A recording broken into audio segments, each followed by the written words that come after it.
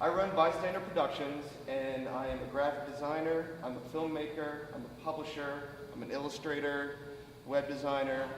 So pretty much to work in this area, you have to be versatile, and that's what I've tried to be for a long time.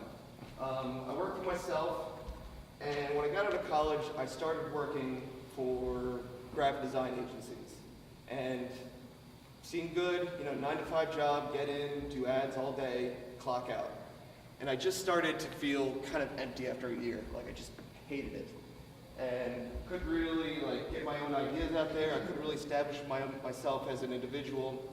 And as you can see, I'm not really a shirt and tie guy, it doesn't really work out so well for me, so I'd rather just be able to go to work and look like this. So eventually I had to leave and start my own business and go my own way. And it's always slow going, so if you're starting your own business, just do not get frustrated, because eventually, if your heart's in it, I believe it will work out. 4 years ago, I started making films. Not for money, not for anything. So I can talk about graphic design, but actually right now, I think the most interesting thing of my professional life is my filmmaking. So 4 years ago, got a camera just because the technology has just become affordable. It's hard to make film probably 10 years ago, and make it quality. So I got a film, started making small little short films. I've actually been to Rehoboth Film Festivals and some film festivals up in Philadelphia and around, the local area.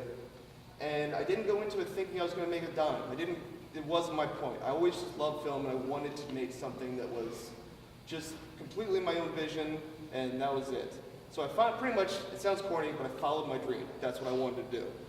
So over the next 3 years, I got better, and I knew so many local people in business where they was like, hey, you want to go over and just film this little thing with this commercial? I was like, it took me a little while, and I didn't really want to do it first. But then, eventually, I started giving it a shot, but I did it with my own vision. I wasn't looking for business that way, which was interesting because I could just, if I didn't want to do the commercial, I could just walk away and say, no, this won't work out, I'm not that guy. But I stayed true with what I wanted to do with it. I've started working lately with local chefs, I don't know if you know who Matt Haley is, but he owns Fish On, a lot of local establishments there. And I've started doing cooking shows with him. I've done really bizarre, strange rap videos for people. There's one that came out that actually made the front page of the news journal, which was really cool. It's called Delaware State of Mind. I don't know if anyone's, it was kind of a lot of people saw it. It was awesome. Yeah, it was a really great experience. It was surprising. I did not think it was going to blow up the way it did, but it was pretty cool. And that was another paying job just came along just because I got a good reputation as a person. He's pretty easy to work with, he's creative, and he always has his own vision, and he'll stick with it.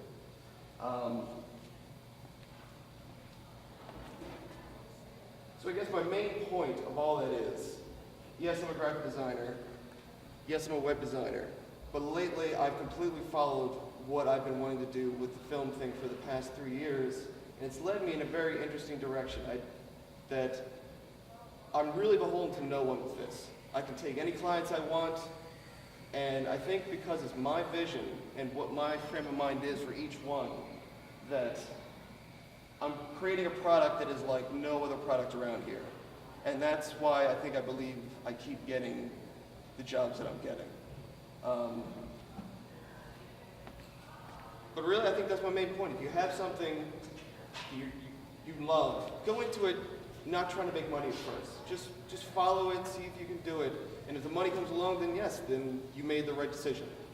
But, okay, actually no, that's my main thing. So yeah, that's it. That's really what I got. Okay. Are there any questions for Rob? No questions? Hi, Rob. Congratulations. And I'm just a little confused. The jobs that you're doing now, you do make money for? I do. Okay. I'm sorry. Yes. I got the call yesterday to come in, so this is kind of, I'm just going. Oh, okay. Yeah, you're doing a great job for spur of the moment. Yes, I'm making money now. And actually, I just partnered up with another photographer who is very popular locally, and I'm going to start making films with them. So I'm partnering up with people that I'm very proud to work with. I don't know if you know, I'm sure you know who Kevin Fleming is. So I'm going to be working with him on certain projects. We're filming him, and yeah, so I am making money. Keep in mind, the graphic design is my main income, but I believe for the next 3 years, the film, I have so much more opportunity to make more income with the film because, I don't know, it's kind of an untapped market around here. To do it to a level of quality that, I can do. I actually had a video I was going to show, but then I was told beforehand that, the video was not quite working, so that's, it's okay. It's not the end of the world. It's fine, but, that was my last 2 minutes. So, but yeah, I'm making money. Rob, do businesses reach out to you and ask you to do work for them? Yes, I do. No advertising. It's really all word of mouth. I found so far, and I know this is going to sound cliche, it's so simple, but as long as I keep doing great jobs and am pretty easy to work with, I always have another job lined up. That's what I found for the past 4 years. Like, keep yourself open to ideas, but I don't know, I cannot stress enough about being easy to work with. It will help you keep getting more jobs. So, yeah. Go ahead. Yeah. How about your background, educational Sure. background? I went to University of Delaware. I was a graphic designer and fine arts major. And originally, when I grew up, I wanted to be an illustrator. That was my main goal. And quick story is we took a trip to New York in college to MTV Studios. And we were going as an illustrator class. And they were going to tell us how to use it in their marketing department and what they do. So my teacher did not tell the speaker that we were an illustrator class. He didn't know what exactly, he thought we were a graphic design class, so he was talking about graphic design the entire time. And eventually my teacher raised her hand and said, like, well, what about illustrating? I mean, you do have illustrating. And the guy goes, oh, no, illustration's dead. No, there's no job for illustration. No, sorry, there's nothing. You can't get a job. You could drop dead, you'll never get an illustrator job. And everyone cried in the class. It was actually a bad moment. But that was when I realized, like, oh, I really have to focus on graphic design now. So that's, yeah. Anyway, that was my main inspiration. Brenda has a question. Congratulations. Okay, so entrepreneurship. Sure. I'm thinking, when I think entrepreneurship, I think of 3 things in particular. I think sustainability, retention, profitability, and job creation. Sure. So some things I'm hearing maybe are impromptu for you, and you, as they come to your thoughts and mind, you just do them. Yes. So how do That's you... the speech here today. Yes. And so how do you distinguish between hobby and profitability? That's a good question. Because I've actually only recently had to face that. Because the reason I brought up a lot of the filmmaking thing is that's the most recent, but it is a prime example of what was a hobby becomes something you can make money off of. But because it was a hobby, it became my own personal, like, there was no strings attached to it at all. So when it came to a job, my hobby was exactly what I wanted to do. So people saw my hobby, they liked it, they wanted it to be part of their business. And so that's how the jobs came, because people saw what I was doing, the films that I was making, and asked, like, well, how could I use that film, that style, for my business? And that's how it just started to make money. And each commercial I do, each like little web video I do has my own style, and because those people knew that, coming in and asked me to do it, I could bring that style to them, and that's what seems to be making me money. And so then how do you distinguish how to charge? I mean, how are you setting up your financial? Sure. That's tough.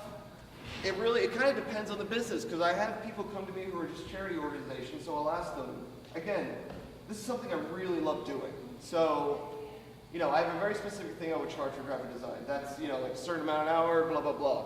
But with doing film, there's so much time, there's so much energy with editing. It's a rabbit hole of time. And I usually work with someone that I'm friends with, someone I know, someone I trust, and I will ask them, like, what is your budget? What can you afford to do that won't put you under? That kind of thing. And that's usually how I would charge. Like, we have this. We have this budget for this amount of time. I was like, all right, we'll do it for this and do it for that and have that amount of time in it. Some companies have a ton of money and they're like, object is no option. Money is no option. So I'll go as high as I possibly think I can. And if they take it, awesome. If they don't, then I'll bring it down and we'll figure it out. Are you working with a CPA or a financial analyst or advisor? No, I'm not. I probably should. To be all honest, I probably should, and I think I probably will in the next year or two, just because the growth this year is going to be really fast and large. And so I need to be prepared. I'm not yet, but I will be, I believe, the next 6 months. Let's talk later.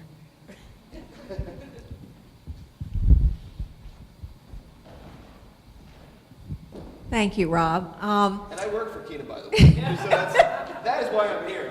So. Thank you again. We have some students and entrepreneurship students here today that are studying legal issues for entrepreneurs. And I know in every business we have legal issues to deal with. Sometimes notifying agencies of things that we are doing. I wondered if you might be willing to share your experience on one of your films when someone that wasn't involved in your production thought you were doing something else. Oh God. Yes. I was making a film, I think it was about 2 years ago, and I often they're not terribly violent, but there's some violence in some of my films. And so I was staging like a scene where someone gets hit by a car. Now it's all fake. A guy was on the ground, it was all just set up, fake blood, all that kind of stuff. But it was a dramatic scene. And so I was filming it, and right out of the corner of my eye, I just see, it was also a Sunday, and I live right next to the beach, just so you know. Like, there's the beach and there's my house. So there's a lot of traffic going back and forth. So right out of the corner of my eye, I just see this guy running down the street with his beach chair with his cell phone. And I'm like, oh, that guy, I don't know what that's about.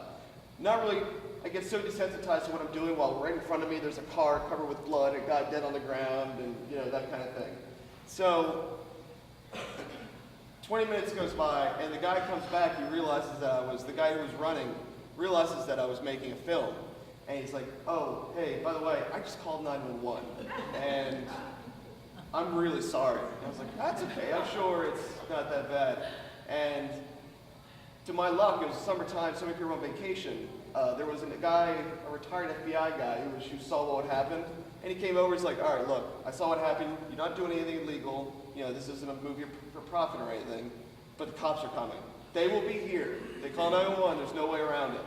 So, within 20 minutes, I just heard the sirens, which I really could not believe at the time. I was like, that can't be. They're not really coming. So 4 cop cars, 5 bike cops, pull up, throw me on the ground, put me in handcuffs, put my star in handcuffs for, at least 30 minutes. Searched my car, eventually, thought about taking me to jail, which they didn't, so I'm clean record still. But I think the point of the story is what she was saying is, it is good to go through legal methods to do certain things. So I should have gone to the cops and said, hey, by the way, I'm going to stage a fake crash and there's going to be blood. Should I get a permit? And I did. They were nice enough to let me go. It was a really interesting story, made the papers, and it was fun. But the lesson learned is if you're going to do something creative like that, it's fun to go guerrilla style, but at the same time, you should be safe and get permits. So yeah, avoid getting in handcuffs. Yes. On that same issue, what about like creative licensing so that you protect your product, but you also don't infringe on someone else? Yeah. I have to admit, there are times when I, kind of straddle that line very close. But creatively, it's good to know certain, if you're going to be a filmmaker, you should be surrounded by creative people who are talented. It helps. So I have one guy who does amazing musical, background music for everything I do.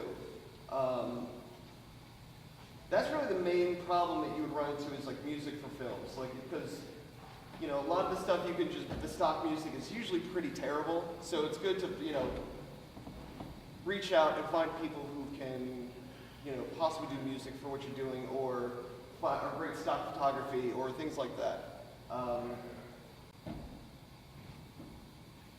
Yeah, that's mainly it. So, you can actually go on the sites and pay for stock music. It's just hard to find good stuff. So you just have to be open to being creative with other musicians or other things of that nature. Rob, what can we do as a community to support you? The joke is hire me, but I guess